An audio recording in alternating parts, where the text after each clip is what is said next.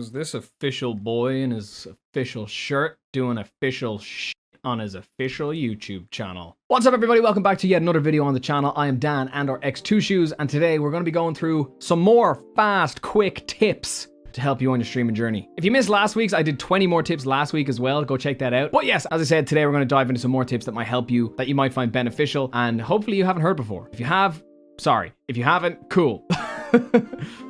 Today's video is brought to you by Skillshare, an absolutely amazing online learning platform for you to go and browse courses on literally anything and everything you've ever wanted to know and or thought about knowing in your life. Skillshare offer amazing, high quality, high produced workshops and classes on some fantastic subjects. Some of these courses as well, I think, are so beneficial to content creators. One of the best ones I've seen was titled YouTube Success, Script, Shoot and Edit by MKBHD, who you all know, and if you've never watched an MKBHD video, go watch one. And secondly, if you want to learn how to script and shoot like that dude does, which I don't know why you wouldn't, you got to check out that course. One other one I think is amazing, especially for people who are struggling to talk on Twitch or maybe get a little bit nervous when they're live streaming, is an intro to public speaking. Give a 5-minute talk without dying by Nick Armstrong. And my God, had I seen that, I would have done it. What I love about Skillshare is the variety. There's even Twitch specific courses written by people. There's courses specifically on designing your own emotes as well. So I would recommend checking out their platform, browsing and finding a course that you know you'll benefit from. And the first 1,000 people to use this link will get a 1-month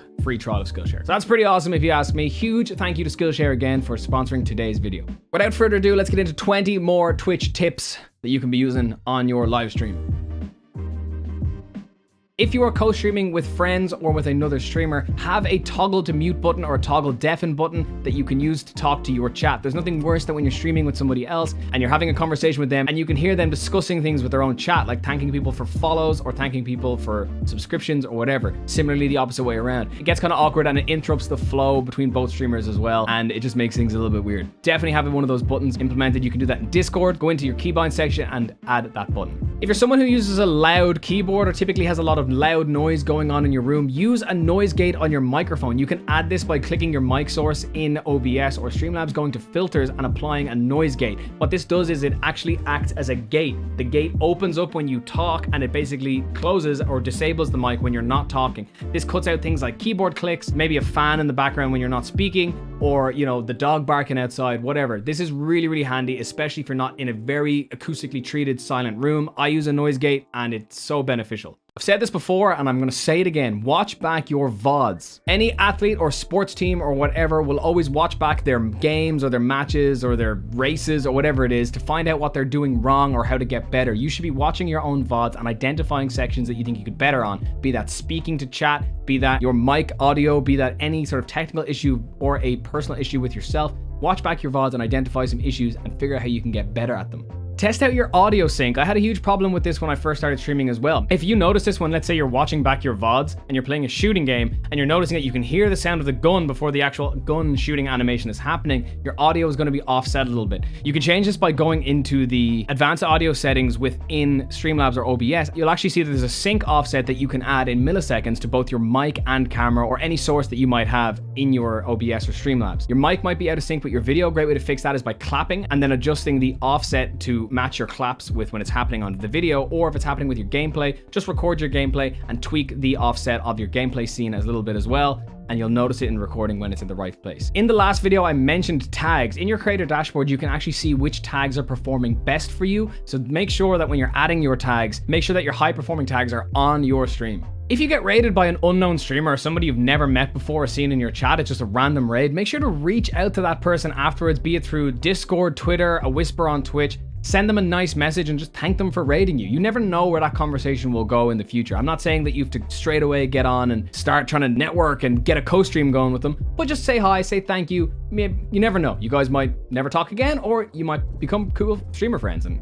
have some fun times together. Add markers to your stream using Nightbot. You can actually add markers to your stream to identify good bits in your VOD so that it's easier for you to clip things and recycle that content later in the future without you having to scrub through the VOD. You can do that by typing !marker on your chat, or you can also give your mods permission to do the same. It makes making clips or montage videos way easier for you in the future. You don't have to start scrubbing and wasting loads of time trying to find that 1 10-second clip that happened during an 8-hour stream. If you are planning a big event on your stream, be it a charity stream, a long 12-hour, 24-hour stream, or any sort of event, be it a co-stream with a buddy, promote it, hype it up. Don't just go live that day, the same day you would every other day. You want to promote it, get as many people in as possible, create a graphic that if it is a co-stream, you can share with both communities.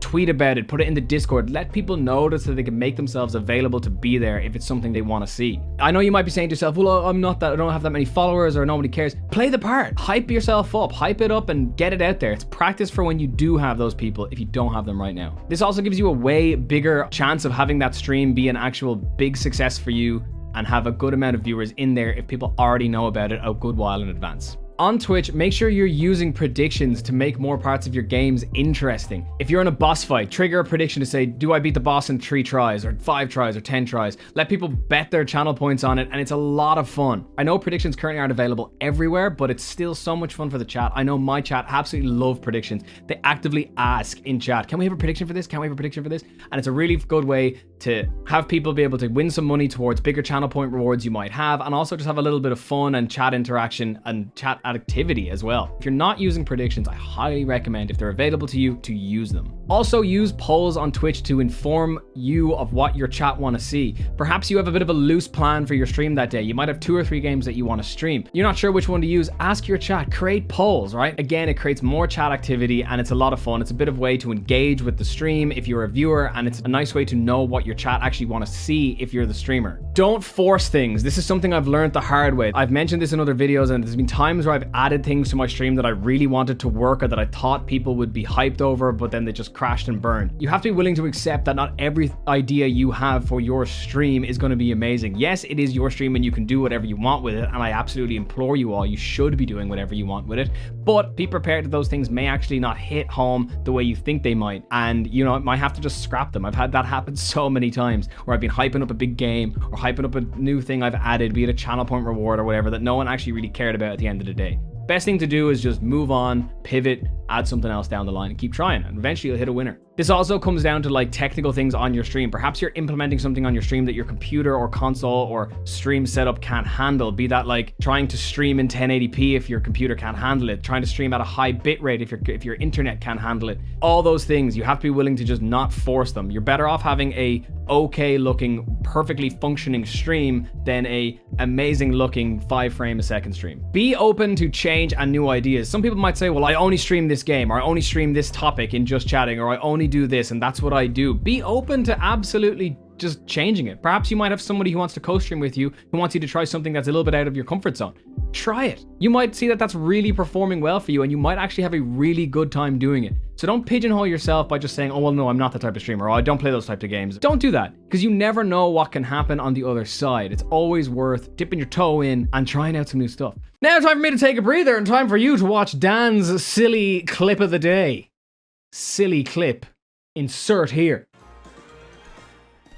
I have poop mouth! Well, that was a very silly clip. I feel very refreshed and ready to watch another little bit of this video. Run community days for your community. If you're not someone who typically plays multiplayer games with your community anyway, say like me, if you're doing a big event, be it a charity stream or a longer stream, add those days in. We recently did a Mario Kart stream on my channel with the viewers. It was awesome. We gave away merch as prizes. x2shoes.com if anyone wants to check out some of my merch. But yeah, it's a really great way for the community to engage with you and kind of break that fourth wall between the chat and the streamer, and it's a lot of fun, right? I love doing it. I really wish it was something I would do more. I guarantee I'll be doing it more in the future. If you're not someone who always does it, you can make a thing out of it. You know, you can do some giveaways, you can give away game codes, merch, whatever you want, and it's a lot of fun for you and the community. And it, like, you know, community get excited for that. They feel like they're part of the stream and they love it. So do more of it. If you're someone who has a sub goal or a dono goal, I recommend that you provide something in return for when you hit your goal, right? Don't just be that person that has like 10 out of 15, and when you hit 15, you make it 15 out of 20, and then when you hit 20, you make it 20 out of 25. Don't just keep adding it up. You know, I like to have on my stream stretch sub goals that at the end of the month, if we hit the sub goal, we do something cool. Be it a 12-hour stream. This month we're doing a VR horror stream if we hit our sub goal. All those things. Offer something in return for your viewers, right? Give them something in return, no matter how big or small, for supporting you and helping you achieve what you want to achieve with your stream. I feel like that's super fair, and I feel like people appreciate that more, and it's more of an incentive for them to want to support you if they know that, okay, I'm not just giving this person whatever I'm giving them for the sake of it. There's this cool thing we want to see. I want to see that. I'm gonna sub again this month. Recognize small wins. Now, this is a little bit general, but hear me out. Twitch has such a kind of like self-deprecating attitude sometimes where people are like, I'm not growing, or I'm never growing, or no one follows me. But you want to hype yourself up if you do have that stream where you get a couple of followers or you get more viewers than normal. Recognize those small wins. You got to commend yourself for the things you are doing and not beat yourself up for the things you aren't doing. That's super important. It keeps you feeling good about yourself, and it keeps you motivated as well to continue pushing towards it. I can't say how long I streamed to little to no one, but when I had those days where I saw the view counter tick up or I saw the follow count come up a little bit, I patted myself on the back and told myself I was the best person in the world because, you know, why wouldn't I? You guys are all awesome and you should recognize that you're amazing at what you do. If you're going to a B or B screen, avoid going for too long. Obviously, everyone has to use the bathroom, everyone needs water, all that kind of stuff. But avoid like going to B or B screens for longer than a few minutes. I know obviously, look, every stream is different. Someone might be at your door or something might happen. And I get that, and that's totally fine. But avoid going for ages because you can never know what's going to happen in that time. Somebody could be hunting for someone to raid. They'll stop at your channel to see you're at a B or B screen and they'll ultimately move on from raiding you, right? I'm not saying that you have to sit glued to your computer and hold your pee and not go get water and not do all those things. Absolutely stay hydrated when you're streaming. It is so important. But, you know, I'm just saying, you know, let's say all you have to do is go get a glass of water and go to the bathroom. Don't sit outside on your phone and check Instagram and all those things. You're there to stream. You're there to provide a show. You don't want to be hanging out, leaving the people who are waiting to be entertained, waiting so you can reply to the person that slid in your DMs. If you're using Streamlabs OBS and you notice that your stream can be a bit laggy or a bit temperamental at times, try right-clicking on it and running it as an administrator. You'll probably notice a bit of an increase in performance. I know certainly I did. I run it as an admin every time now. If you are streaming with friends or doing a co-stream, avoid using inside jokes with your friends that your chat won't understand.